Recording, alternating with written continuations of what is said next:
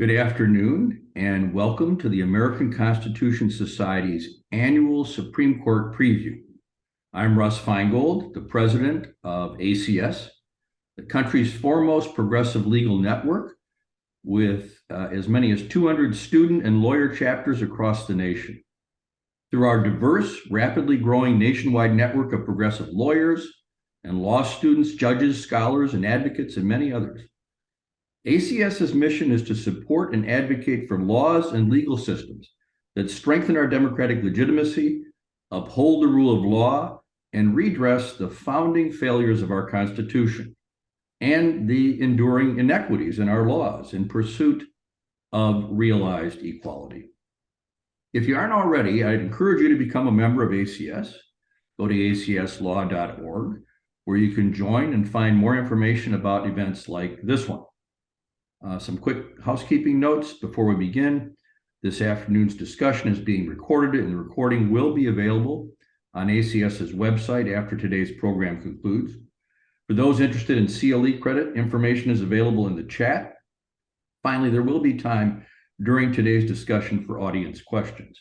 To submit a question, please use the Q&A box at the bottom of the Zoom screen. Do not use the chat to ask your questions, as we will not be monitoring it and your question will not get put in the queue. If you are a member of the press, please include the name of your outlet at the beginning of your questions. Now, let's turn to today's discussion. For the past two terms, the Supreme Court has been defined by its conservative supermajority, which has decided cases, both high profile and less conspicuous, that advance the conservative legal movement's agenda. Blockbuster cases undermining reproductive rights and granting license to discriminate share the docket with perhaps lower profile cases that are reshaping the administrative state in ways that make it more difficult for the government to protect the environment, consumers, public health, and otherwise promote the general welfare. The upcoming term, which begins in just a few days, looks to offer much in the same way of opportunities for the 6-3 conservative majority to continue this project of reshaping the way our Constitution and laws are applied in service of an ideology rather than the rule of law. So what cases has the court already agreed to hear this year, and what are those cases about? What other cases might the court take up? And what do these choices tell us about the priorities of the conservative-dominated court? And what might we expect by the time the last opinion is released next summer? Here to help our impressive panel of speakers consider these and other questions is our moderator, Kate Shaw, professor of law and the co-director of the Florsheim Center for Constitutional Democracy at the Cardozo Law School. Kate is clerk for Justice Paul Stevens of the United States Supreme Court and Judge Richard A. Posner of the U.S. Court of Appeals for the Seventh Circuit, and worked in the White House Counsel's office as a special assistant to the president and associate counsel to the president. But many of you know her best, however, as one of the co-hosts of the popular Supreme Court podcast, Strict Scrutiny. And so, with a huge thank you, Kate, let me turn it over to you and the panelists. Great. Thank you so much for that introduction, Russ. Welcome, everyone. As Russ said, I am your moderator, Kate Shaw. I often record said podcast from my very office at Cardozo Law School. But right now, I'm totally delighted to be here. I have always, since the time I was a law student, found the ACS Supreme Court term previews illuminating, sometimes alarming, sometimes enraging. So I hope we will serve you up a dose of all of that today. Maybe I'll begin with a piece of housekeeping, which is people who are getting CLE credit for attending. There are two codes I've got to give you. The first code, which I will give you right now, is football, which I assume was chosen because Taylor Swift is now a fan, although I don't have any confirmation from ACS directly. And I'll give you another code maybe halfway through the program. Okay, we have a lot of cases to discuss, so I'm going to keep the introductions very brief so we can jump right into the substance. So I'll introduce all of our panels first in the order in which they will speak. They will then go and talk through a case or a couple of cases each, and then I might pose a question or two depending on where we are on time, and then we will open it up to your questions. And as I said, intros will be brief. This is a very distinguished panel, and you can read more about their bios online if you would like to. Okay, so our first speaker will be Esther Sanchez-Gomez, who is the litigation director at the Giffords Law Center, who's going to talk about United States versus Rahimi, a hugely important Second Amendment case the court will hear this term. We'll next hear from Brianne Gorod, who is the chief counsel of the Indispensable Constitutional Accountability Center. She's going to talk about two related cases, Atchison Hotel versus Laufer and Muldrow versus St. Louis, and also talk about a really important challenge to the Consumer Financial Protection Bureau, or CFPB. Finally, we'll hear from Chara Torres-Spelliscy, who is a professor of law at Stetson University College of Law. She's going to also talk about two related cases, O'Connor-Ratcliffe versus Garner and Linke versus Freed, and then separately talk about the voting rights case, Alexander versus South Carolina State Conference of the NAACP. And then I will end with a couple of administrative law cases that haven't already been covered, two which have been granted. One I think is very likely to be granted this term. And as I said, I'll pose a question or two and then we'll open it up. So with that, I'll turn it over to you, Esther. Hi, everyone. Thanks, Kate. I'm really pleased to be here speaking with you. Again, my name is Esther. I'm litigation director with Giffords Law Center. And I'm going to be talking about United States versus Rahimi, which is a criminal case arising out of the Fifth Circuit. It's the fourth case that the Supreme Court is taking on the Second Amendment, really ever, since we've been talking about an individual right under the Second Amendment. So it's a hugely important case in this space. Rahimi is interesting because it really sits at the intersection of what's an otherwise democratically popular life-saving regulation and the court's current sort of tectonic shift towards this backwards-looking constitutional doctrine that they're calling originalism. And I think we could say for another conversation whether it is actually originalism or whether they're calling it originalism. But Mr. Rahimi is sort of the quintessential example of the sort of person that I think we all could agree should not have ready access to firearms. He's fired guns in public offensively. He's been physically violent with an intimate partner. At one point, he did so in public and then fired at a potential witness. So he's kind of like, the sort of person that we all agree. And I don't think just, on this Zoom call, I think, if we got a room full of NRA members, I think we would still find consensus about Mr. Rahimi and whether or not he should have ready access to firearms. So Mr. Rahimi was charged under a federal law that prevents people who are subject to domestic violence restraining orders from possessing firearms. Mr. Rahimi had been subject to a domestic violence restraining order under state law. These are all state laws, and federal law sort of sets minimum requirements for what kind of restraining orders qualify to prevent someone from accessing firearms under the federal law. These are time-bound regulations. I think it's important to note this is not, a forever prohibition on owning a firearm. This is a time-bound prohibition for the extent that the domestic violence restraining order is, in effect, and it generally expires within a year or two. They are subject to renewal, but in any case, a court has to issue these orders based on particular evidence and basically a finding that this person is an imminent and serious threat to an intimate partner or family member. So given that background, the Fifth Circuit, applying a new Supreme Court rule issued just last year, and I'm going to talk about that in a bit, found that this federal law was unconstitutional under the Second Amendment and that the federal government did not have the power to prevent Mr. Rahimi from possessing a firearm. So the Second Amendment, for those who have been following in the recent past, basically sprung out of the ground as an individual right in 2008. The court has not given us much guidance on what that means. And so as the lower courts were dealing with, Heller, which was the 2008 decision from the Supreme Court announcing the individual right, the court sort of settled around what they do in every other constitutional space or most other constitutional spaces, which is means and scrutiny, which is something we're all very familiar with, right? And last year in Bruin, in a decision that was issued just the day before Dobbs dropped, the court took the same shift and moved towards this history-focused approach. And this new test sort of invites lower courts to infer what past legislators would have done based on both their action and inaction. There's a lot of reasons why this doesn't quite make sense as a constitutional doctrine.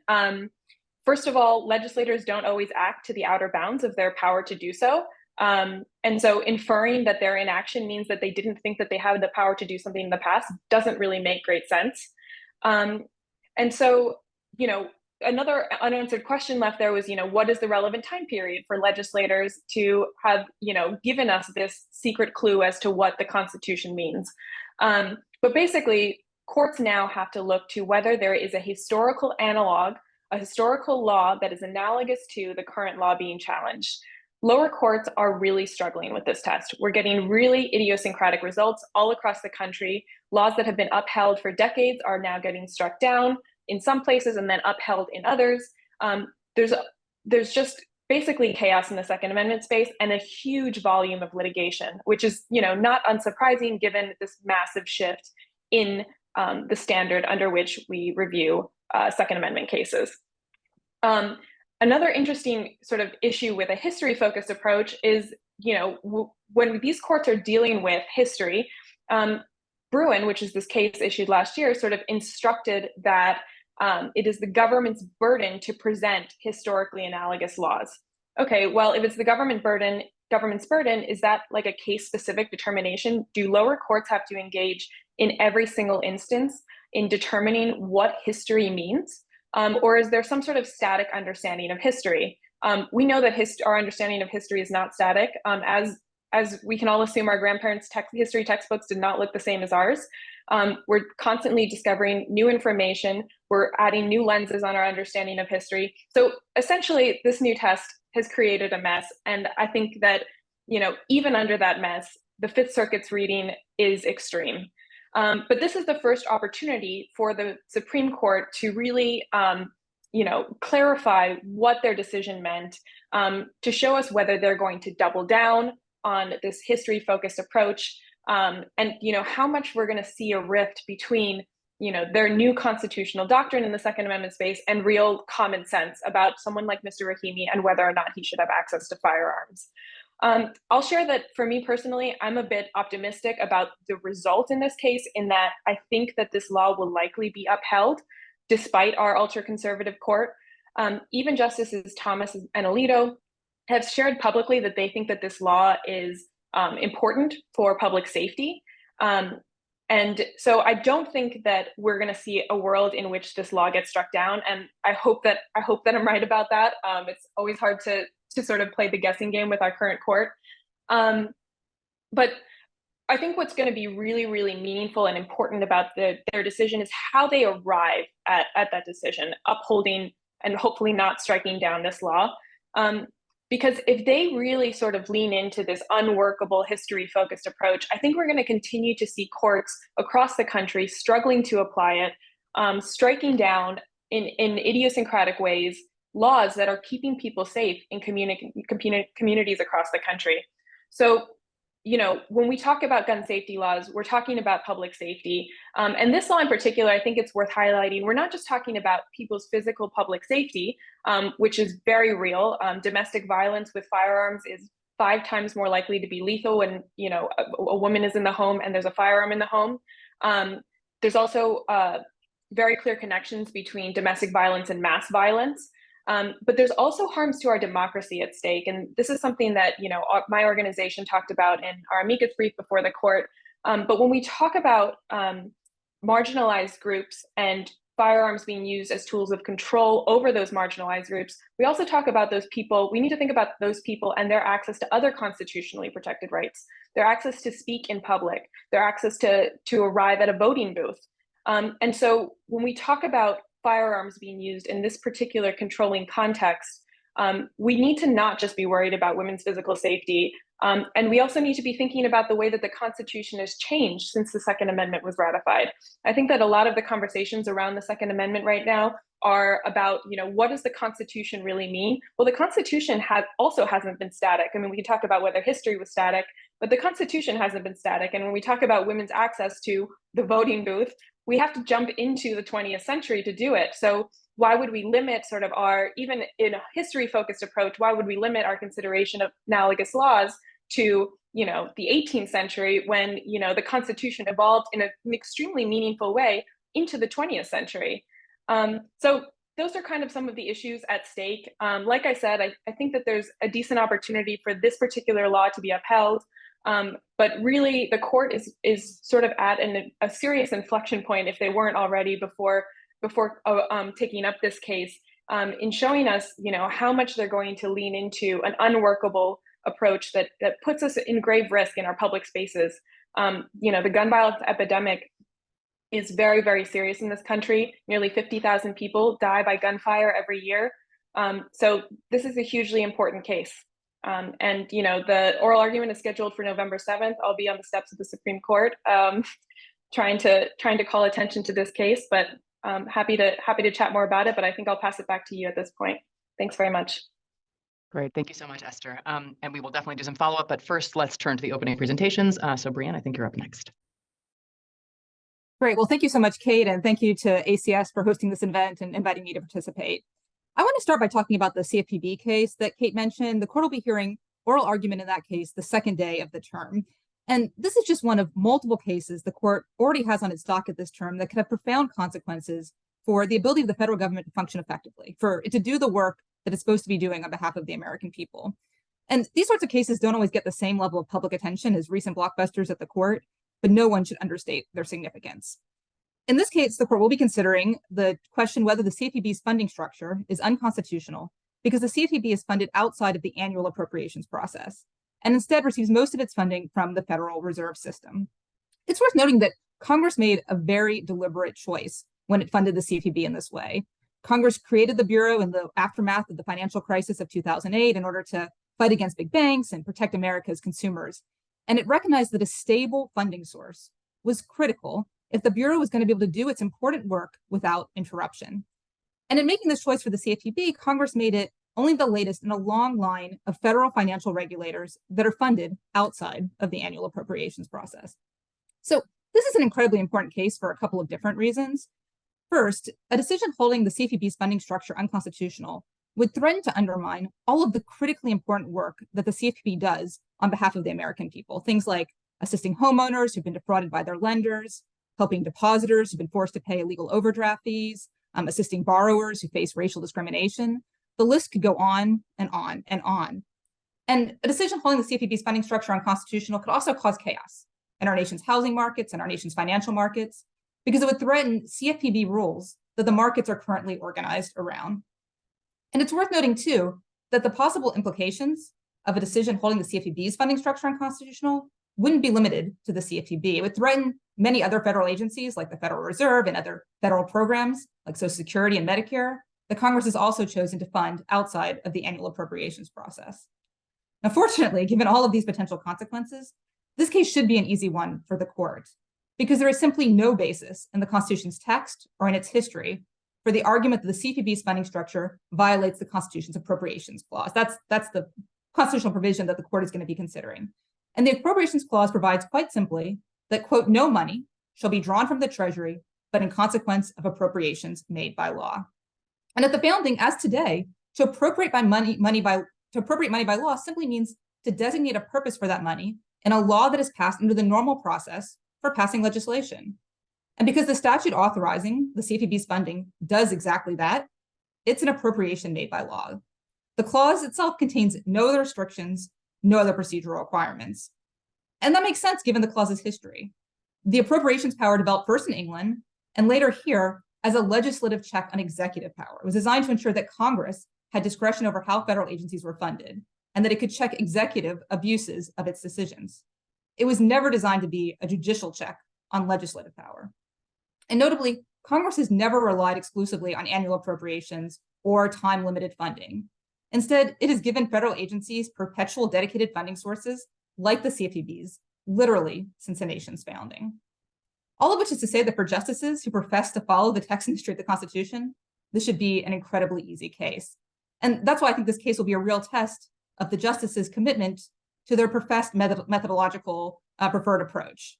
The Roberts Court has, it's worth noting, been historically incredibly supportive of big business and corporate interests. But in this case, that support is going to run headlong into the text and history of the Constitution. So that's the CFPB case. The next case I want to discuss is another one that I think will be a real test of the justices' methodological commitments. And that case will be a real test of their commitment to textualism. So this is the case Muldrow v. City of St. Louis. And this is a really important case about employment discrimination and the scope of the protections against discrimination provided by Title VII of the Civil Rights Act of 1964. And the reason I say this is an important test of the justices' commitment to textualism is because the decision of the Court of Appeals that the court is reviewing in this case, it offered an interpretation of Title VII that has no support, really none, in the text of Title VII. So what does that text say? Well, Title VII's core anti-discrimination provision provides that employers may not discriminate against their employees with respect to the, quote, terms, conditions, or privileges of employment, end quote, because of a number of protected characteristics, including sex. In this case, Jatanya Claiborne Muldrow worked for the St. Louis Police Department, and she alleges that she was transferred out of the department's intelligence division to an entirely different job because of her sex, and that she was then denied her request to transfer to a different division, also because of her sex. The Court of Appeals in this case rejected her suit because it said she could not show that these transfer decisions imposed a significant disadvantage sufficient to qualify as an adverse employment action. In other words, in the court's view, they just weren't material enough to amount to unlawful discrimination under federal law.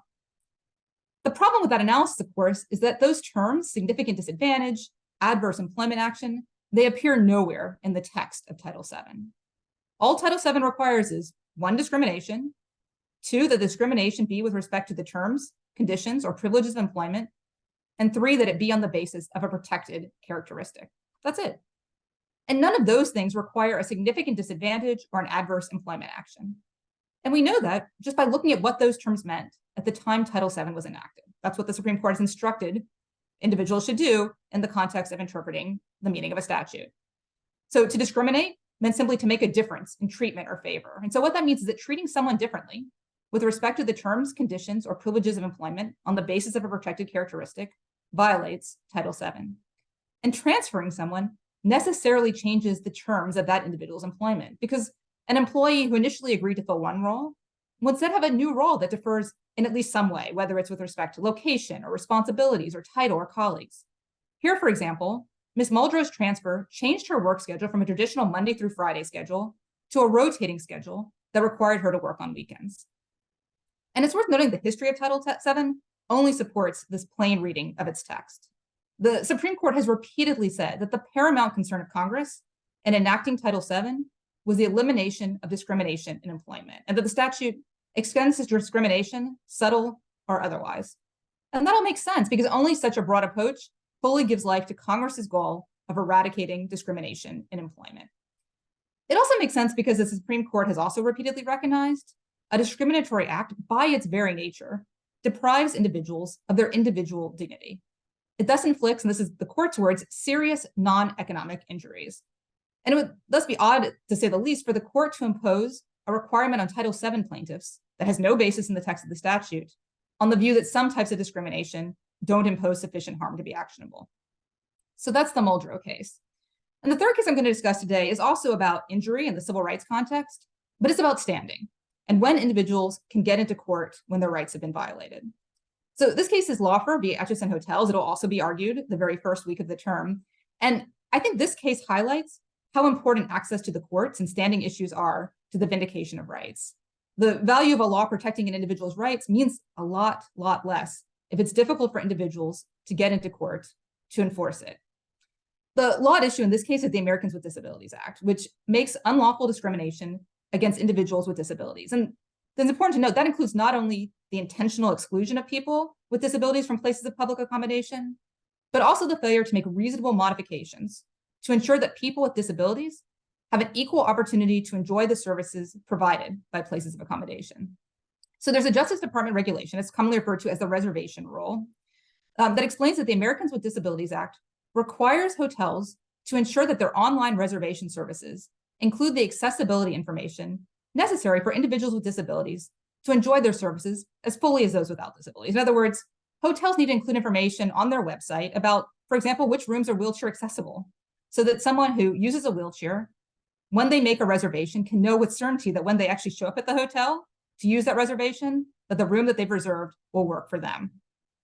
Now, one thing that makes enforcing this provision of the ADA tricky is that the private cause of action is limited to injunctive relief. So in other words, getting the hotel to actually change its website.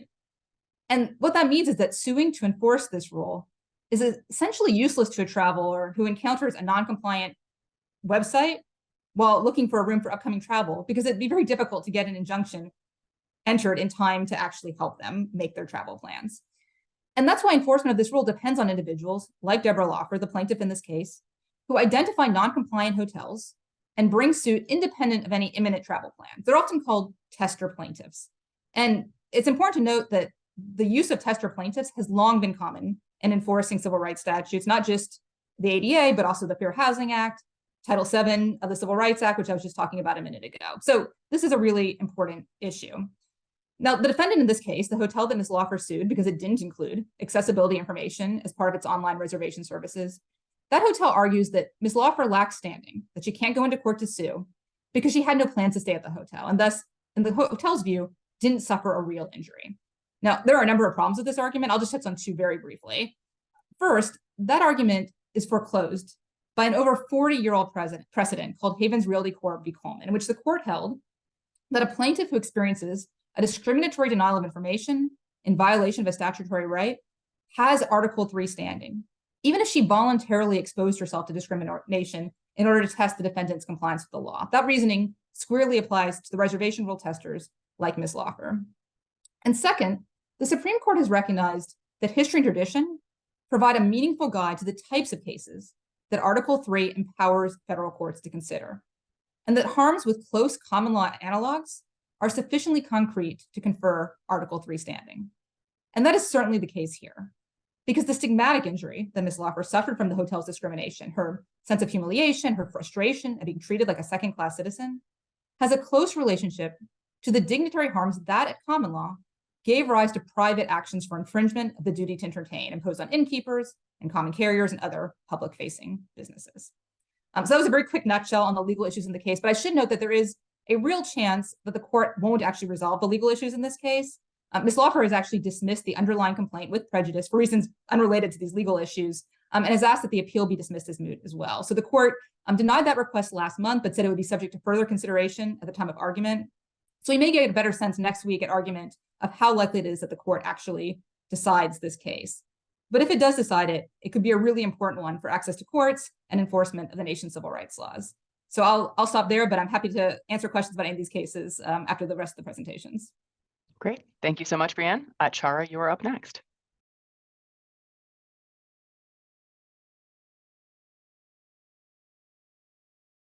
There we go. Good afternoon. My name is Chara Torres-Felici. I'm going to start with the redistricting case out of South Carolina. So this is Alexander versus South Carolina State of the NAACP. And this is a fight for Congressional District 1 in South Carolina. And there is a huge disagreement on the facts between the two sides in this case. So the NAACP argues that this was an unconstitutional racial gerrymander, and the state of South Carolina maintains that race wasn't used. This was all about partisanship. And that matters a great deal in our constitutional system, in part because if it's race and it was a predominating factor, that could mean that it's unconstitutional the way this map was drawn. On the other hand, if the justices are convinced that it was only partisan, number one, they might just bounce the whole case because the Supreme Court has said that partisan gerrymandering raises a non-justiciable political question. And so there are all these fights in this case about whether it is partisan or racial. The experts on the NAACP's side argue that it could be nothing but racial. And one of the really bad facts for South Carolina is the cartographer seemed to be really hell-bent on keeping the Black voting age population in District 1 at 17%. But there was a partisan reason for doing that. So when you have the Black population at 17%, then that district leans Republican. But just a few more percentage points of African Americans, and that district becomes competitive. And then if you add a few more percentages of Black people, it would actually lean Democratic. And so they did all that they could do, including moving thousands of Black people out of this district just to maintain that 17% goal, which is a really bad fact for South Carolina. And from the NAACP's point of view, they analogize the shape of this district to finding a turtle on a fence post, that you know when you find a turtle on a fence post that someone did it purposefully. And they think that the racial gerrymandering is sort of also self-evident here. So the court may clarify for this case and future cases what you are going to have to show that it was an inappropriate use of race in gerrymandering. So the other two cases are First Amendment cases. So we have Radcliffe O'Connor versus Garnier. I'm not sure if I'm saying that person's last name correctly. Apologies. And then we have Linke versus Freed. So with the Radcliffe O'Connor case, this is a fight between some parents at a public school and the trustees on the school board. And the trustees on the school board they are public officials, but they had private social media pages. And these parents got into sort of this grudge match with a few of these board members. And the parents were spamming these social media accounts. And so the trustees did what lots of Americans would do in this situation. They blocked the parents. But the parents make the argument that this is a public forum, and as such, the First Amendment attaches. And so a public official, even someone who's just a school board member, does not have the ability to block them because they are constituents and they have First Amendment rights to speak. Similarly, in Linke versus Freed, there we have an individual who has a bit of a rap sheet, including for stalking. And he gets into an online dispute with the city manager of the city of Port Huron, Michigan. So this city manager had a private Facebook page, and he had used it before he was a public official. A lot of it had, just pictures of his family.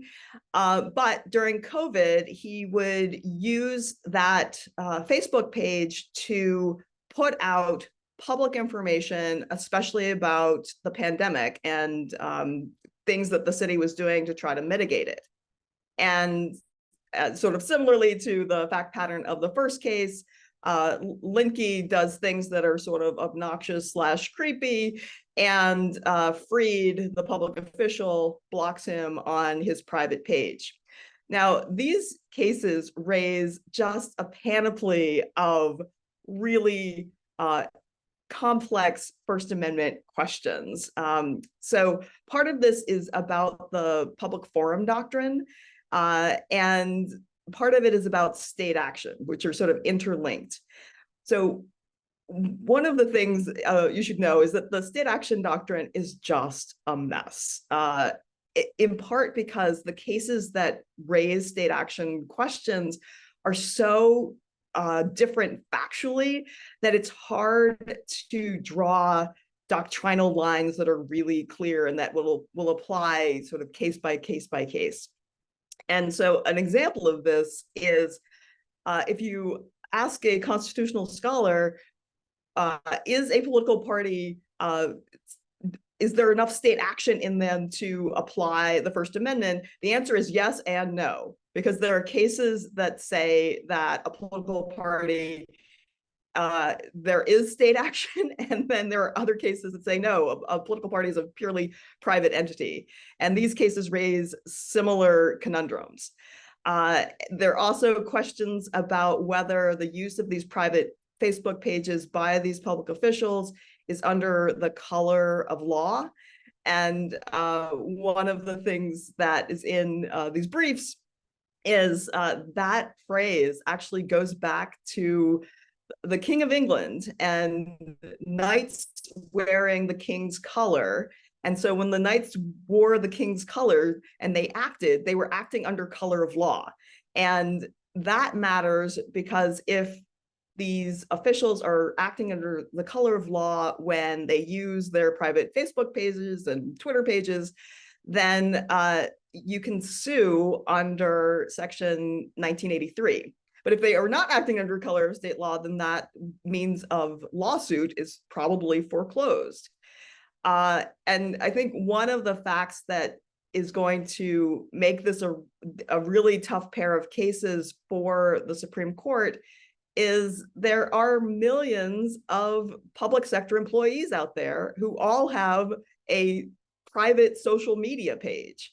And depending on how the courts rule here, if they rule that the First Amendment does apply, that all of those, like all million of them, are public fora, then I think we're going to open ourselves to an enormous amount of litigation between constituents and public officials. And the impact of that could be that if you're a public official, you might just not choose to have a social media presence at all if it means that you have no ability to block or edit your page anymore. So it's going to be fascinating to see what the Supreme Court does with these two cases.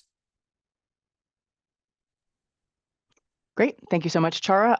Reminder to folks in the audience, go ahead and if you want, start putting questions into the Q&A as we sort of are going, and I will start posing them once everybody is done. But that's just a sort of reminder. So before we turn to Q&A, I'm going to talk about a couple of cases. And actually, let me start with a little bit of background, which is that it is very clear, and Brianne just sort of alluded to this as well, that a solid majority of the Supreme Court harbors pretty deep skepticism about the administrative state, right? And the project of dismantling it, I think, in the last two terms is already well underway. So we have seen the court really kneecap the Environmental Protection Agency in cases involving the Clean Air Act, right? That's West Virginia versus EPA, the Clean Water Act, that's just last term, Sackett versus EPA. It further curtailed agency power in Nebraska versus Biden, right, in which the court struck down the Biden administration initiative to cancel, 43 million student borrowers' debt, invoking what Justice Elena Kagan referred to as the made-up major questions doctrine. And that's the doctrine that the court really refined in the last couple of years in sort of quiet shadow docket rulings, orders limiting the government's authority to respond in various ways to the COVID pandemic. There were, some religious liberty cases in the kind of COVID shadow docket, but here I'm talking about one's limiting authority to take action affirmatively as opposed to finding religious liberty objections to those actions. So talking about things like requiring big employers to have their employees test or vax, or issuing a moratorium on evictions in the early days of the pandemic. That, of course, is all in the rearview mirror. So this term's cases, I think, have the potential to significantly further that project of kind of administrative state reconstruction, or deconstruction, not reconstruction, administrative deconstruction. And I think maybe the most important of those cases is Loper Bright Enterprises, which is a case involving a group of plaintiffs represented by, one of the most skilled Supreme Court advocates of his generation, Paul Clement. And those plaintiffs are asking the court to overrule the court's 1984 decision, Chevron versus NRDC. So Chevron, of course, is a case in which the court announced a rule in which federal courts are to defer to reasonable agency interpretations of the statutes those agencies administer. So if there's a statute the court is looking at and the statute is either silent or ambiguous about a particular question, courts are not under Chevron supposed to write on a blank slate. If an expert agency has already provided an interpretation of that provision, courts are to defer to those interpretations so long as they are reasonable. Chevron itself involved the court deferring to a Reagan-era EPA rule that was challenged by environmentalists, and was once, a doctrine that counted conservative stalwarts like Justice Scalia and even Justice Thomas as advocates and defenders. But the valence of Chevron has really shifted pretty decisively in recent years. And I think it's fair to say that all of the current court's conservative justices are to some degree either skeptical of or overtly hostile toward Chevron. And this has actually meant that Chevron has mostly been ghosted in recent cases. It has just been ignored or sort of disregarded in cases where ordinarily it would have been quite relevant in recent terms. The last real case in which the court relied upon Chevron goes back to like 2016. So, the ghosting has been the kind of way that the court has handled Chevron in recent terms. But of course, the ask here is an explicit and overt one to decisively overrule Chevron. So the specific issue in this case, Lower Bright, involves the meaning of a statute that authorizes a federal agency, the National Marine Fisheries Service, to require commercial fishing vessels to carry federal observers on board ships. And this is part of a complex scheme of federal fishing regulations, of which there are many, and for good reason. And the question is, who bears the costs of these observers on board? The statute does not say, and the agency said that under some circumstances, and when there are no federal funds, because sometimes there are, and subject to a bunch of waivers and exceptions, folks whose boats these observers are on have to pay for the costs of the observers. And in this case, the lower court deferred to that agency interpretation, invoking Chevron. So this is an opportunity with a sympathetic group of plaintiffs and a lower court that deferred to Chevron and maybe would have reached a different conclusion were it interpreting the statute, writing on a blank slate. So here you have an explicit ask to the court, either to overturn Chevron, or in the alternative, and it is entirely possible the court takes this path, in the alternative, essentially find that Chevron does not apply in a case like this. And by case like this, what the petitioners are asking, or sort of what they mean by that category, is a case in which a statute is silent as to an asserted agency power, and maybe where those powers are what the court deems controversial. So if a statute is silent as to the existence or absence of a controversial agency power, and where other similar powers are expressly but narrowly granted elsewhere in the statute, then Chevron is inapplicable, right? So they say here, there are provisions to have ships or ship owners pay for federal observers under certain narrow circumstances, which means ergo that the agency, right, doesn't have the power to require that sort of payment here where the statute is silent. And there are a bunch of sort of scattershot real policy arguments, I think, about why Chevron is bad and a bad idea. The court says it was decided by a court with a, bare majority, just a quorum, right? It was unanimous, but just 6 justices participated in Chevron. It's a case that is actually not entitled to any stare decisis effect because it's a case about methodology, not substantive doctrine. Chevron is problematic because it denies due process by putting a thumb on the scale in favor of the government and against individuals. So there's sort of a slew of these arguments against Chevron, many of which have been circulating in academic literature and lower court opinions and concurrences and dissents for quite some time, but really brought together in this kind of full frontal attack on Chevron.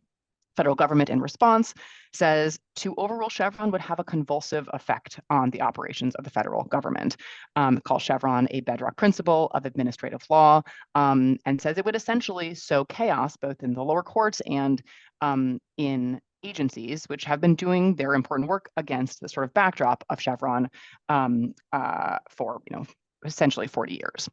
And I think just one thing to say is that, the regulation, there's a very sympathetic portrait painted of the petitioners in this case, that this is an oppressive regulation that can sometimes mean that ship owners are on the hook to the tune of 20% of their total profits if this regulation is enforced to require them to pay for these federal observers.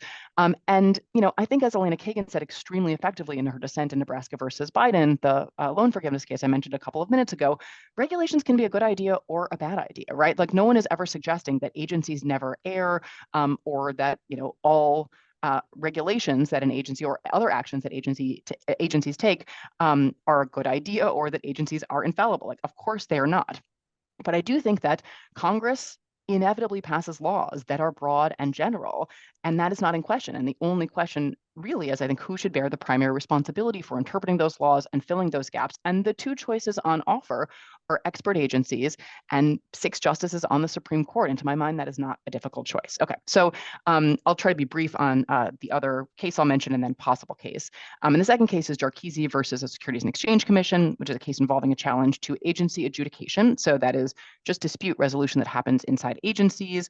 The plaintiff runs a couple of hedge funds that violated the securities laws in a number of ways and were subject to enforcement of those securities laws inside the federal agency that is responsible for enforcing the securities laws, and responded with a number of constitutional challenges to the very structure of the adjudicatory process inside the SEC to which this individual or these hedge funds were subject.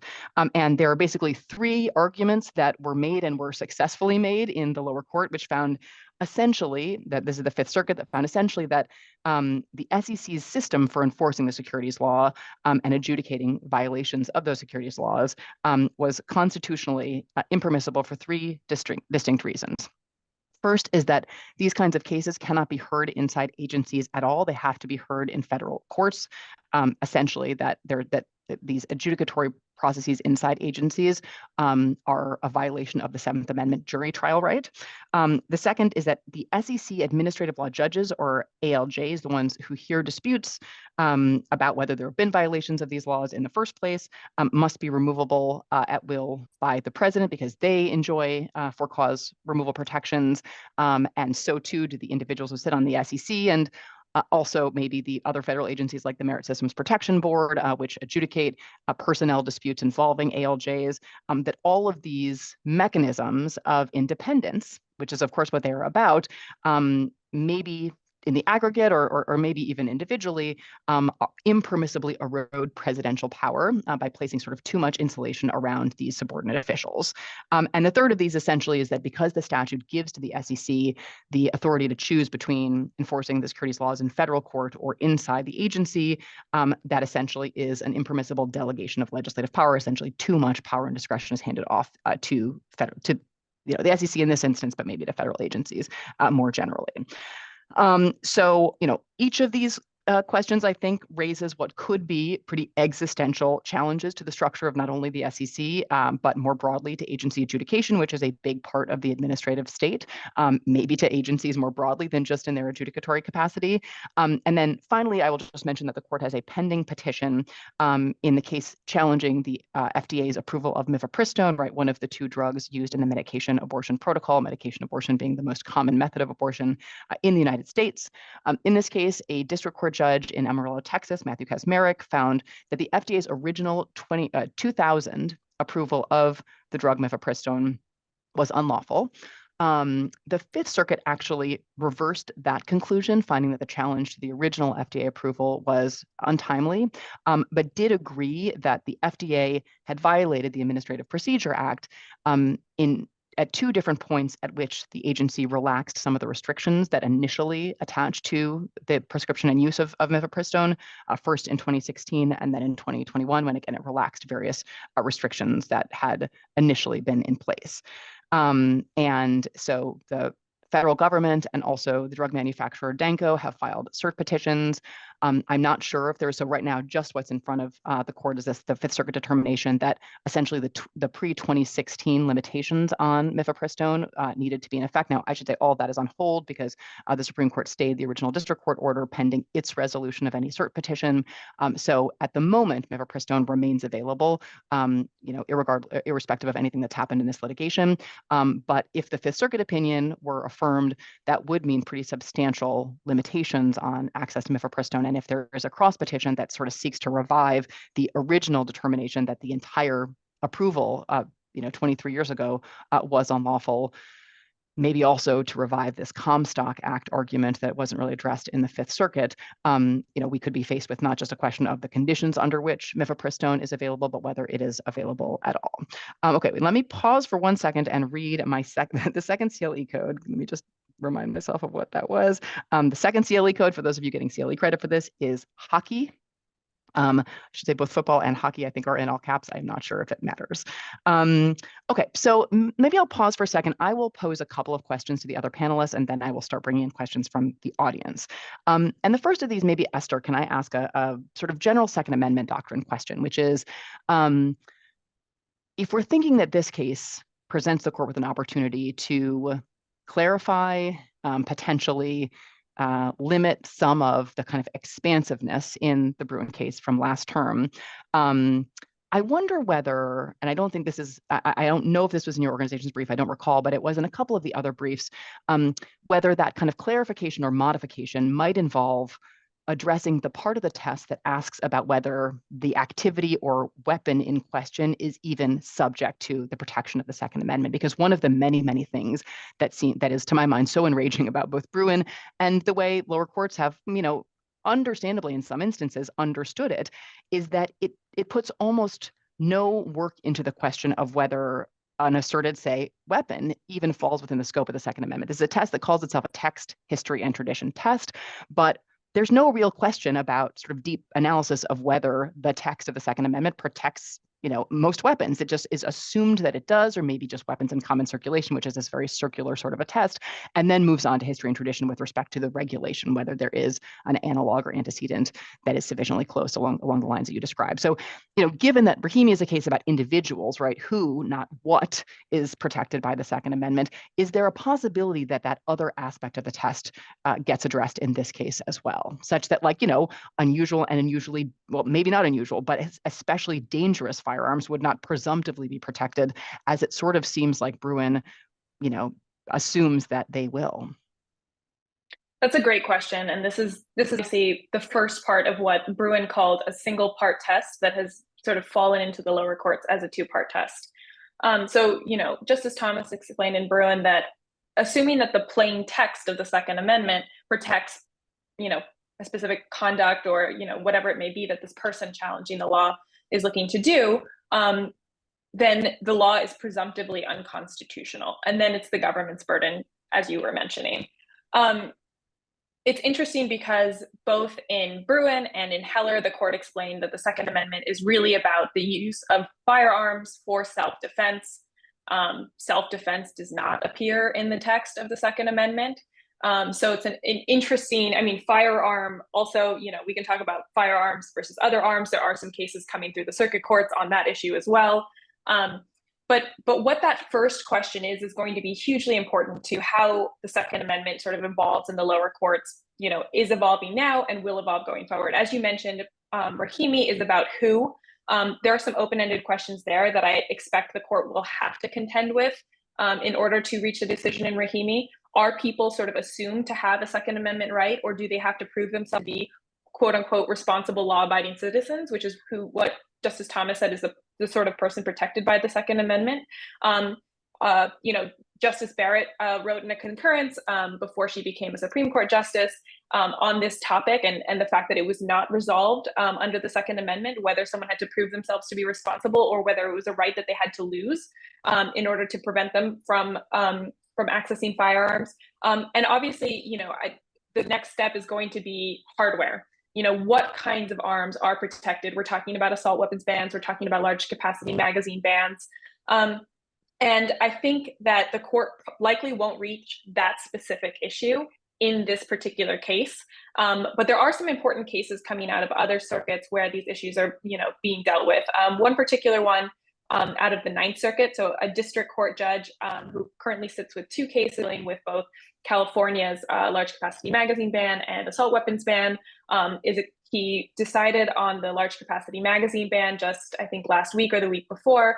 He's expected to drop his decision about the assault weapons ban. Concurrently, the Ninth Circuit is now considering whether to take a case en banc on butterfly knives in Hawaii. And the reason why we're so concerned about a butterfly knife case in the firearms policy space is that, when we talk about weapons that are dangerous in our communities, trying to apply the same logic is a challenge, obviously. But the way that we arrive at those decisions is hugely important. I expect that the Supreme Court will not give us a ton of clarity on that point, and that we will continue to have a mess in the lower courts on these issues.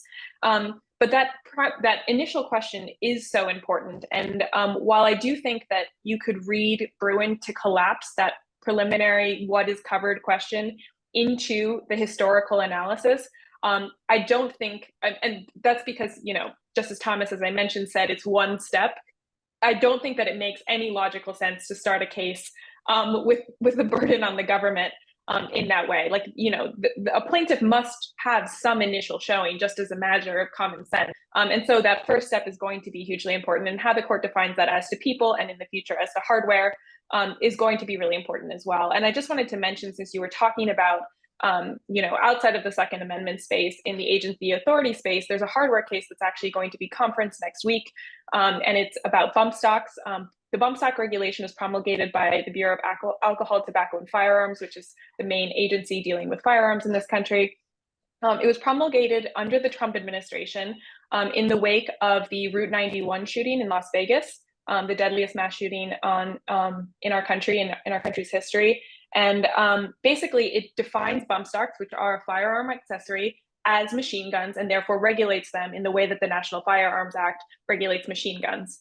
And it's a case dealing with the agency's rule that, extended the law about machine guns, which is nearly 100 years old, to the bump stock, example, which is, as we know, especially with technologies, they're constantly evolving. They're constantly coming up with new ways to implement this, workarounds for the law. So the way that this sort of plays out in the non-Second Amendment space will also be very important for how hardware is accessible to communities and the way that we can keep our community safe. Great, thank you so much for that. Brianne, maybe do you want to weigh in at all? I talked about sort of how significant the major questions doctrine has been in the kind of administrative dismantling that is ongoing. We're very focused on the Supreme Court on this panel, but there are also developments in the lower court, some of which may well end up before the Supreme Court in the near term. And I know your organization follows all that. So anything there you want to weigh in on? Sure. Well, I think that's a really great point. We are obviously looking at the Supreme Court. This is a Supreme Court preview, and a lot of the focus is on the Supreme Court, which makes sense given the impact of its decisions. But of course, the Supreme Court only decides, 60, 70 cases a year. And in fact, the number of cases the Supreme Court decides, at least on its merits docket, has been going down year after year. And what that means as a practical matter is that much of the law in this country and much of the work of interpreting Supreme Court decisions is actually done in the courts of appeals. You mentioned the fact that the Supreme Court has been ghosting Chevron, and that's definitely right. But lower courts, of course, have been continuing to apply it in case after case after case involving all kinds of different federal agency determinations. That's one reason why Loper-Bright is so important, because what the court says there could have an impact on how lower courts are applying Chevron as they've been continuing to do it over the years. Major questions doctrine is another one where the court has obviously issued really important decisions on that doctrine in West Virginia v. EPA and then in the Biden student debt relief case.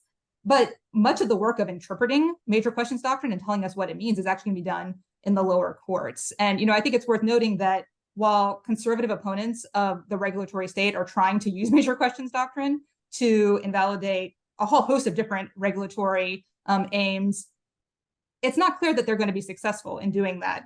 And it's important to note that they are arguing for a very, very aggressive understanding of major questions doctrine that actually goes farther than what the court itself said in West Virginia. I mean, it's worth noting that in West Virginia itself, the court said that this was an extraordinary doctrine. It was an extraordinary doctrine that should be applied in extraordinary cases. And the court did not suggest that it applies anytime there is economic or political significance, which is what conservative opponents of regulation are trying to advocate for.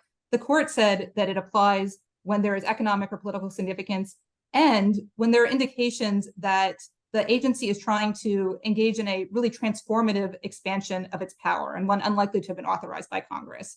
So, again, I think it's really important, even as we talk a lot reasonably about the Supreme Court, to look at the lower courts as well. And you're absolutely right. There are lots of different regulatory admin issues that are working their ways through the lower courts and could well be at the Supreme Court in the future. There continue to be non-delegation cases that are brought in the lower courts. There are efforts to dismantle independent agencies more broadly. There was a case a couple of years ago challenging the CFPB's leadership removal structure, challenging the fact that the CFPB was headed by a director who can only be removed for a cause by the president. And now there are efforts to apply the Supreme Court's decision in that case to multi-member independent agencies that have been around for decades and decades and decades. So, these are all incredibly important issues with the possibility of real impact on all of the important work the federal government does. And to understand what's really happening, we have to look not only at the Supreme Court, but at the lower courts as well. No, such a great point, and just one recent example of the lower courts really turbocharging the already sort of very, very, hypercharged major questions doctrine is an opinion maybe a month ago out of the Fifth Circuit when Judge Ho basically invalidated the Nuclear Regulatory Commission's ability to issue licenses for the safe storage of nuclear waste, basically just applying the major questions doctrine, but in this way that did not attend to the question of sort of a novel assertion of agency power, if that even is a legitimate consideration. I'm skeptical about it myself, but the court has included it, and certainly to discard that, as Judge Ho did, right, to invalidate a very long asserted and long accepted power on the part of this federal agency to regulate this really important question, right, of the storage of nuclear waste, but in no way one that is of the kind of monetary significance that some of the initiatives that the court has found implicate the major questions are, but also where the agency power is very long asserted and well settled. So one of, I think, a bunch of examples of lower courts going even further than the Supreme Court has gone. Chara, there's a question in the Q&A, so let me pair that with a question that I had for you anyway. So the question in the Q&A is, regarding the First Amendment cases, does it matter whether the social media pages of the public officials are set to private or public in terms of who can see or comment on posts, or kind of when those settings are put in place? I presume meaning vis-a-vis their own, like, election or appointment to some public office. And then a broader question I wanted to pose is, I sensed in your presentation some sort of sympathy for the public officials, of whom there are many, facing the burden of all of a sudden having sort of the First Amendment apply to their communications with constituents and maybe all of their private communications on social media.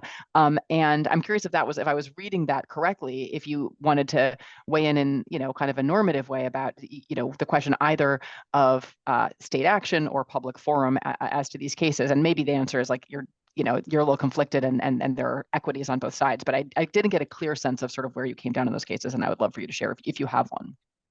Sure. So this is not the Supreme Court's first time at the rodeo with this question. It was about to be a case about Trump and his Twitter page and him blocking people on social media. And that case got mooted out when Trump was not reelected president in 2020. But the Second Circuit had found that his Twitter feed and the ability to respond to him and being blocked all raised First Amendment issues because his Twitter feed was deemed to be a limited public forum.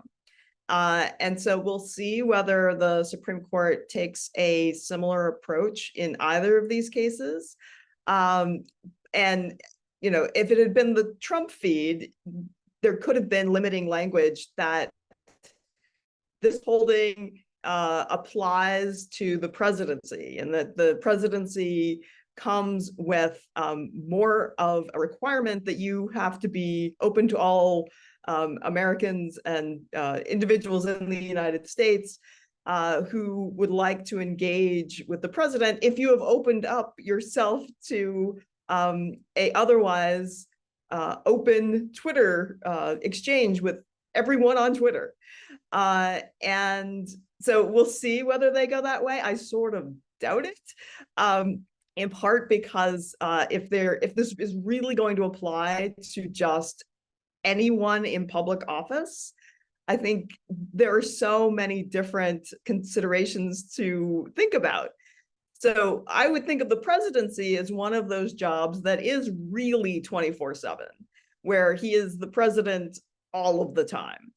But with some of these, lesser positions, like being on a school board, some of those positions are even part-time. So when does the First Amendment attach? Is it only like during school hours? Is it, what do you do over summer break for summer vacation when school isn't even in session? Do you still consider that private Facebook page of the public official who happens to be on the school board? And, do they turn it into a public forum if they start talking about school business? I mean, they could also talk about school business in their sort of private capacity. And I mean, there are all sorts of different ways these things could go. One is how official the page looks. Does it look like it's being endorsed by the government? In both of these cases, it wasn't controlled by the government. These were controlled by each of these individuals, and they had the ability to completely turn off their social media pages. And until these suits, they were using the ability to be either public or private, or to use the blocking mechanism on these pages.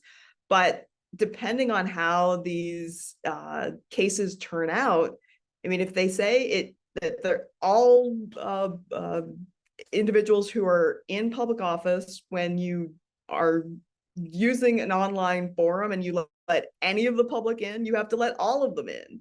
That is likely to change the behavior of some public officials. I think some of them might just decide to go dark and not engage with the public if it means that they have to take every abusive member of the public who is just going to throw vitriol at them. I mean, and there are real live examples of this that you can find on Twitter today if you feel like it.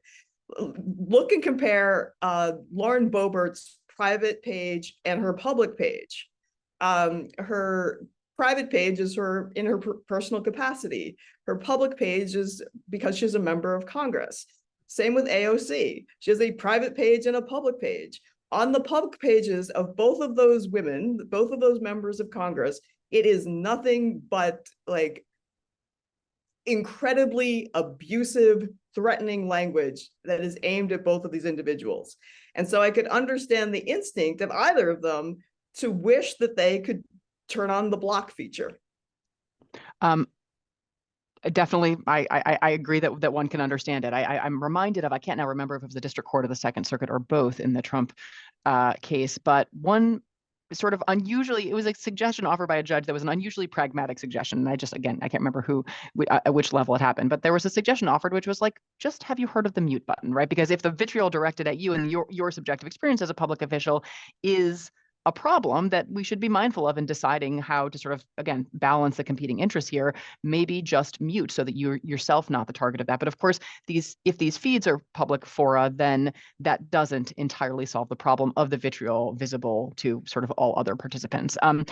So just to throw that out there. All right, let me pose another question, which I think is an interesting one, which is, are there cases before the court focused primarily on the non-delegation doctrine, or has it been subsumed into the major questions doctrine? So there is a single standalone non-delegation doctrine argument in the Jarkizi case involving the SEC. But, you know, and so it would be a very big deal if that argument were successful. So Gundy, sort of the big case, which is sort of the revival of the kind of modern non-delegation doctrine, is still not a majority opinion of the court, right? That in that case, the non-delegation argument is rejected in the plurality opinion by Justice Kagan, but the Gorsuch dissent for four, but in a court of, you know, which there were only, does Alito join him in full or not now? As I said here, I'm not actually now remembering here. Alito writes separately to join Kagan. He doesn't join Gundy at all. He doesn't join Gorsuch at all, but signals a lot of sympathy for the kind of, we should really revive this robust non-delegation doctrine argument. So there hasn't been a majority opinion that embraced the non-delegation doctrine since 1935. So it would be a very big deal if that of the three arguments in Jarkizi succeeded, if any of them succeeded. But more broadly, I think the point's an interesting one. I'd love to hear what others, Brianne, obviously you litigate this issue. You know, is there as much interest in reviving explicitly a non-delegation doctrine right now as there was, say, 3 years ago, or as much of that energy shifted to the major questions doctrine, or sort of how do you think about the relationship between the two? It's definitely right that what West Virginia VPA may indicate is that there is not a majority on the current court that is interested in a strong non-delegation position. Now, that doesn't mean that we're not going to continue to see cases raising the issue at the court. You know, we're continuing to see them in the lower courts, as I mentioned. There was relatively recently, within the last month or so, a decision out of the Sixth Circuit Court of Appeals. There was a non-delegation challenge to OSHA's authority to set permanent workplace safety standards. So, like, can OSHA do the work that it does to make sure that we're all safe, you know, at our offices and workplaces? The court rejected that challenge, but, you know, did so largely because it said it was bound by Supreme Court precedent. So, you know, that's a sort of case that I could imagine the parties trying to take to the Supreme Court, and I think we'll see others as well. But I do think the fact that, you know, there was a square non-delegation challenge in West Virginia, and that's not the way the court decided to go, you know, does perhaps indicate that there are not 5 votes currently at the court for a robust, reinvigorated non-delegation doctrine.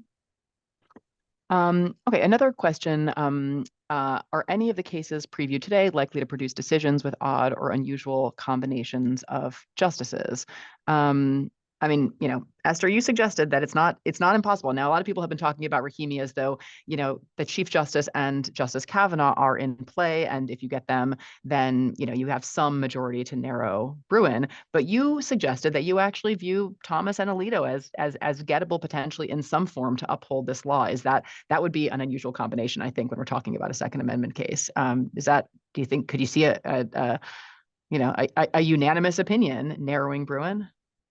I don't think we're going to see a unanimous opinion. I do think that we could see a judgment that might be unanimous, and then a lot of sort of, you know, divided opinions that sort of have different reasoning and support it in different ways.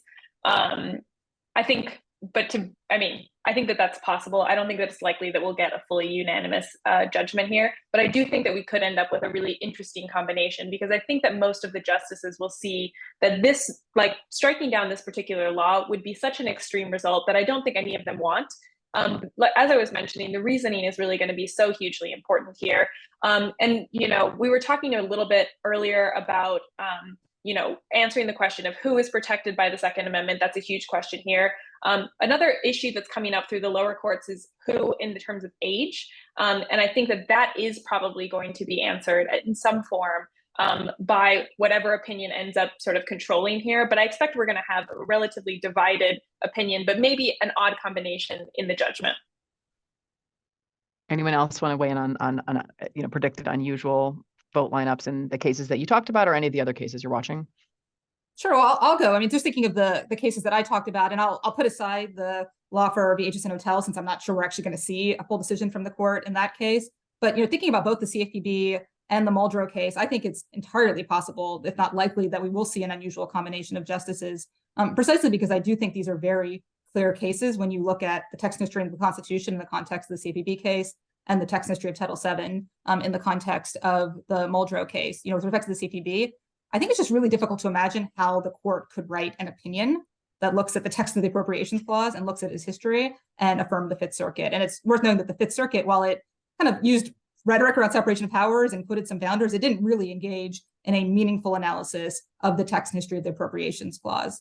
And, you know, with respect to Muldrow, as I said, I think the text is just so clear that it's difficult to imagine, you know, the justices trying to write an opinion, interpreting that language, and saying it poses the kind of requirement that the court below did. You know, and it's worth, you know, when I think about that case, I think about a case from a few years ago. There was a case called New Prime, in which the court was asked to consider whether companies could use the Federal Arbitration Act to block truck drivers and other transportation workers who worked for them from seeking redress in court for the company's illegal behavior, or whether they had to, you know, arbitrate their claims. And I think that case is relevant because, you know, as I said, this is a court that has traditionally been very, very supportive of corporate interests, very supportive of big business, and that you would, you know, often assume is going to side for the employer over the employee in the context of an arbitration case.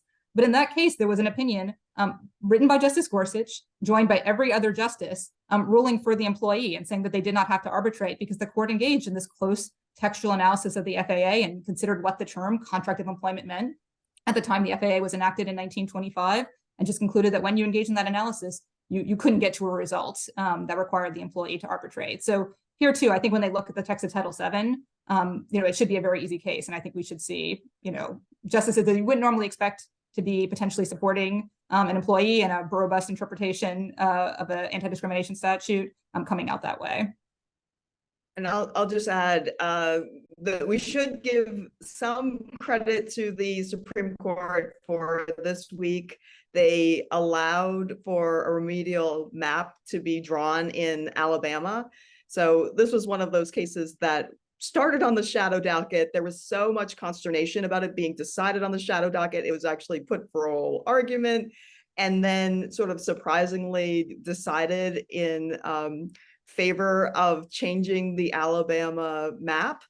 And then on remand, Alabama refused to change its map in a serious way that would give another Black opportunity district.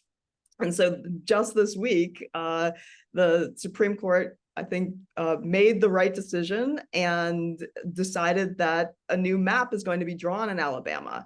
And so we might get a similar mix of justices in the South Carolina case. So in Alabama, it was the 3 liberal justices plus the Chief Justice and Justice Kavanaugh. And I'm not sure if that coalition will hold for the this new case, but it is First Amendment stuff. Man, it could go so many different directions. We could get them repudiating Marsh versus Alabama, which is the company town case, which said, like, when you allow the public in, you have to also essentially allow the First Amendment in too. And I would really doubt that they go that route, but that's a possibility. Or they could just say, no, company towns are different than Twitter or Facebook, and we're not going to apply that at all. So there are so many different outs for them that it's hard to even know where the 9 of them will fall. And on the Char, you sort of pivoted to also addressing a question in the Q&A about sort of the relationship between Alexander, the case that you spoke about earlier, and the Allen versus Milligan Alabama case. In addition to the sort of surprising outcome in Allen versus Milligan, in that it looked as though this court, which has been enthusiastic about like limiting the Voting Rights Act, would do something along those lines in this case, and then somewhat surprisingly, right, affirmed this lower court that had found that Alabama's original map with a single majority Black district or Black opportunity district violated the Voting Rights Act, needed to create a second such district. The it was Monday this week. I now don't remember. I think it was a few days ago.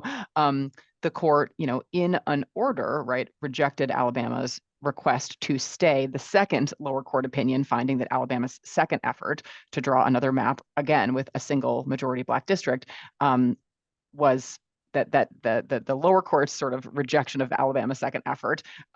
Alabama took back up to the Supreme Court, seeking clearly to exploit what it understood to be some kind of openness on the part of Justice Kavanaugh to sort of revisiting this like larger question about the constitutionality of Section 2 of the Voting Rights Act.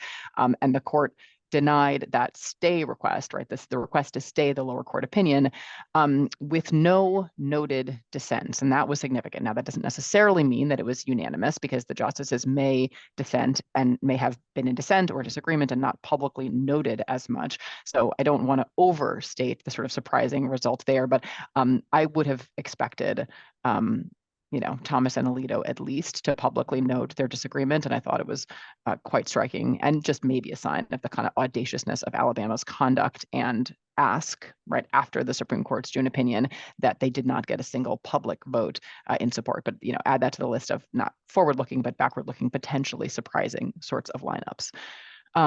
So maybe let me pose another question from the chat, which is, a question that I love. So there are law students, you guys are not even getting CLE credits, and you are in the audience, and that is wonderful. So the question is, do you have any suggestions for law students who are going to be entering into the legal field, where it appears that established constitutional issues are a bit of a moving target because of recent Supreme Court decisions?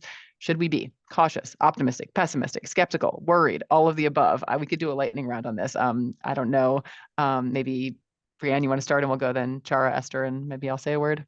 Maybe all of the above. It is definitely a interesting times and trying times, and in some ways discouraging times, given some of the decisions that we have been seeing from the Supreme Court. I guess I'd say a couple of things, all in the vein of like, don't be discouraged, and go into your legal career ready to fight for the causes that you believe in. One thing I'll say is that although this court is incredibly conservative, and there is no question about that, it is a court in which there are sometimes progressive victories, right? And we saw that last term. We saw that in the Alabama case that we've been talking about. There were other cases last term that did not turn out the way that people thought that they would. So as discouraging and depressing and enraging as some of the decisions from the court are, and they are, I think it's important to focus on the fact that they are all not like that, and there are still opportunities. And so the work, I think, of all of us is to try to do what we can to get as many good victories as we can. And also, as I said, to recognize that it's not all about the Supreme Court. And so much of the work is being done in the lower courts. And so working in the lower courts to, push back against Supreme Court decisions that we think are wrong or that are at odds with what the text and history of the Constitution or federal law require. And also to capitalize on the victories that we get at the court and make sure that they are interpreted as robustly as they should. So maybe I'll stop there, and I'm excited to hear what others have to say. Well, I think you always have to have a happy mix of optimism and pessimism about, especially this makeup of the Supreme Court. I mean, we live in the real world, and a decision like Dobbs was devastating. And the same court can then sort of happily surprise you with respecting the voting rights of African Americans in Alabama. So I think it is always worth putting in briefs, doing those amicus briefs and bringing things to the court's attention so that they have a full panoply of arguments from which to choose, so that they don't just hear from one information silo. They need lawyers from all different backgrounds weighing in on these weighty issues. I think that both Brianne and Chara are right about, staying optimistic, but I think I'd share also that, when the state of the law is so unsettled, I think that there's a real opportunity for creativity as well. I see that in the Second Amendment space where, we talk about the 2008 decision in Heller, and that was a concerted effort by a well-funded industry to develop academic literature to create this change that they essentially invented over time, so that when the Supreme Court got the right case at the right time, they were able to support it with, whether the academic literature they used was good, whether the logic sort of flowed through the opinion is a different issue, but there's real opportunity in muddied waters for us to be creative lawyers, to think about, what should the law be? Because if it's unsettled, then there's not the inertia of this, established precedent that we're all sort of stuck with for better or worse. So I think that maybe can be, sometimes we get losses, but there's opportunity in that space for creativity that I think is something that I would look forward to and do look forward to in my career. And that's, maybe I'll piggyback off of that. I agree with basically everything that has been said. And in terms of the sort of opportunity for creativity, there's also, I think, kind of a mindfulness of time horizons that's really critical, which is that the effort to, get us from Roe to Dobbs was literally a half century of effort. And that was, and the effort to enshrine within the law an individual rights view of the Second Amendment was a, nearly as long an effort, maybe a little later in the 1970s, but essentially, a slightly shorter, but essentially decades long project happening along many different fronts and with scholars and activists and organizers and law students sort of playing different roles. And so that, I guess just like hydrate and like pace yourself because you cannot expect immediate overnight victories, right? These are enormous and long-term projects, but hugely, hugely important ones. And the both magnitude and potential pace of change shouldn't be daunting. In some ways, I think they should be energizing. And then the one other kind of venue or space I think we haven't flagged is state courts as really, really important places to think about focusing your attention. Some of these questions that are federal constitutional questions, like, it's not really an answer to say we're just going to sort of turn to state courts, but there are ways to enshrine all kinds of protections within state constitutions that would, can survive and surpass any review under the federal constitution. And so both thinking about amending state constitutions, thinking about litigating under state constitutions, thinking about clerking on state courts at whatever level, engaging deeply with your state's charter is something that I think that, we sort of progressives and sort of the legal left have, sort of once we're really kind of mindful of and have in recent decades not been as attentive to. I mean, I think there is sort of a kind of commitment to and focus on those sites. And so I would say to think seriously about engaging with state courts and state constitutions as important sites if the Supreme Court feels like an inhospitable forum, as it so often does right now. Are there, I see no more questions. Maybe, well, I think we're fine if we wrap a minute or two early, but are there other kind of like themes, dynamics? One thing that on my podcast we've really enjoyed talking about is, we're sort of a year in and taking stock of the extraordinary addition of Justice Ketanji Brown Jackson to the court and sort of, seeing already in a single term, it's really just, to my mind, extraordinary, the impact that she has had both on substantive decisions and on kind of the tenor of oral arguments in cases. She has just brought a focus on the Reconstruction amendments, I think, that has been so critically important in the court's many cases dealing with race. She has just been an unbelievably astute sort of reader of statutory text and expositor of the meaning of Congress's handiwork in oral arguments and in her written opinions. And so those are a couple of sort of KBJ specific themes. But if we, there's an ethics question in the queue. Well, so I'll see if anybody wants to weigh in on KBJ, and then we will maybe end on a lightning round about recent ethics revelations and controversies.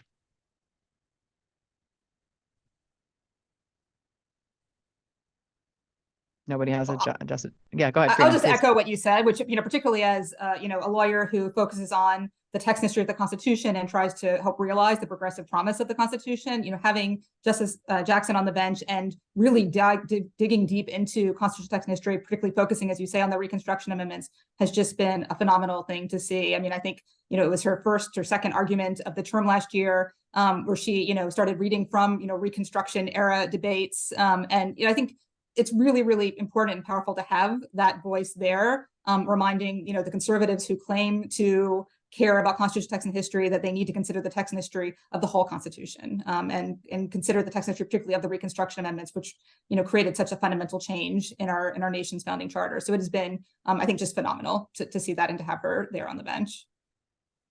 Yeah, she, one of yeah, go ahead, Chara. Strongly agree.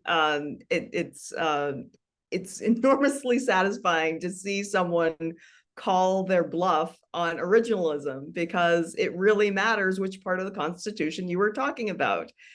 If it's the original Constitution, then it does make sense to think about Madison and Jefferson and all of that. But if you're talking about the Reconstruction Amendments, then you need to think about the radical Republicans after the Civil War, who were a very different group of people. And I'm so glad that she's there. Great. Okay, so maybe last question. How do you expect the recent ethics controversies and requests for Thomas to recuse to color this term? Well, I don't expect Thomas to recuse.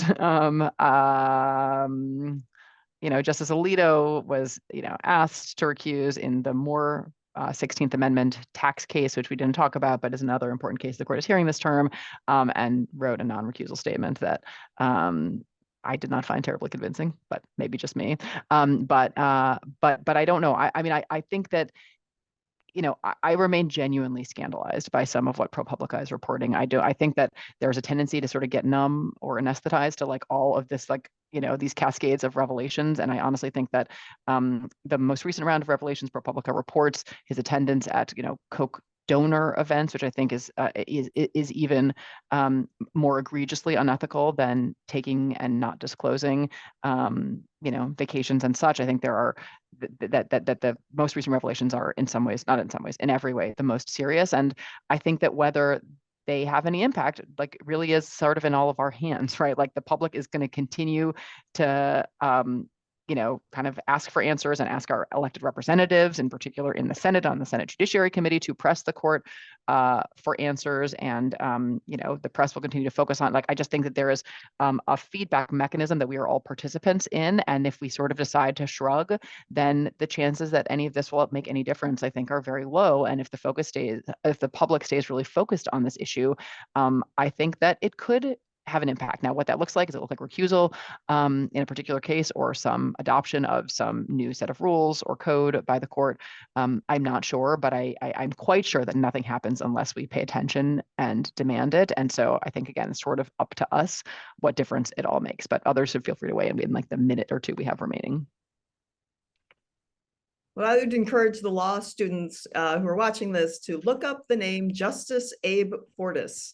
He resigned for, I think, much less than has been accused of Justice Thomas. And maybe the difference is Abe Fortas had a sense of shame. And I encourage you to Google him. All right. I think if no one else, yeah, go ahead. Please jump in, and then last word. No, I'll wrap us up. Yeah. All I was going to say is more of the structural point of, what do we do with this? I think you described it as scandalizing. I agree. What do we do with this information? I think that the court is running out. We decide that we decide. Congress clearly has power to regulate the court on some level. The Congress decided how many justices currently sit on the court. So, I think that if we want to change some structural parts of how the institution exists, I think that we have the power to do that. And I think that, we can have those conversations if we want. All right, I think we will wrap it there. Thank you so much, Esther, Brianne, and Chara. Thank you so much to Christopher and Russ and Doris at the American Constitution Society. Thanks to all of you for being here. And I guess let's buckle up for this roller coaster of a term that we're about to start. Thanks, everyone.